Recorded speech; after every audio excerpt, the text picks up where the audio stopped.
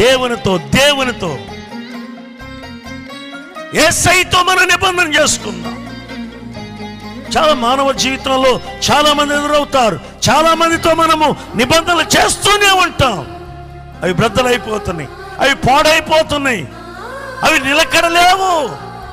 ఎంతో మంది నీకు మాట ఇచ్చి మోసగించి ఉండవచ్చు. ఎంతో మంది నీతో ఉంటానని వదిలిపెట్టి వెళ్ళిపోవచ్చు. ఎంతో మంది నీతో ఉండాలని అనుకొని విడవబడిన వారిగా ఉండి ఉండవచ్చు.